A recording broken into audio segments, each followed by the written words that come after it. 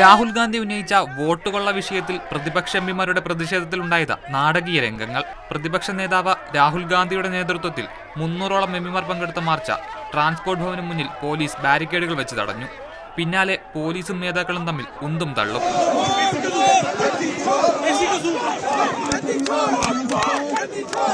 ഡീൻ കുര്യാക്കോസ്, അഖിലേഷ് യാദവ് എന്നിവർ ബാരിക്കേഡ് ചാടിക്കടന്നു. വനിതാ എംപിമാരടക്കമുള്ളവർ പോലീസ് ബാരിക്കേഡിന് മുകളിലൂടെ കടക്കാൻ ശ്രമിച്ചു. രാഹുൽ ഉൾപ്പെടെയുള്ള ഉന്നത നേതാക്കൾ മറുവശത്ത് കുത്തിയിരുന്ന് പ്രതിഷേധം നടത്തി. ഭരണഘടന സംരക്ഷിക്കാനും ഒരാൾക്ക് ഒരു വോട്ട് എന്ന ചട്ടം ഉറപ്പാക്കാനുമുള്ള പോരാട്ടമാണിതെന്ന് അറസ്റ്റ് വരിച്ച ശേഷം രാഹുൽ ഗാന്ധി പറഞ്ഞു.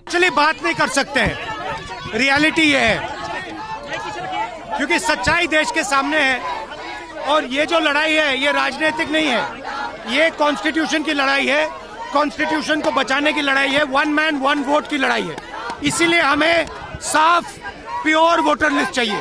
പാർലമെന്റ് സ്ട്രീറ്റ് പോലീസ് സ്റ്റേഷനിൽ നടപടിക്രമങ്ങൾ പൂർത്തിയാക്കിയ ശേഷമാണ് നേതാക്കളെ വിട്ടയച്ചത്. അതേസമയം വരും ദിവസങ്ങളിലും ഇതേ വിഷയം ഉയർത്തിക്കാട്ടി ശക്തമായ പ്രതിഷേധം തുടരുമെന്നാണ് പ്രതിപക്ഷ നേതാക്കൾ അറിയിക്കുന്നത്.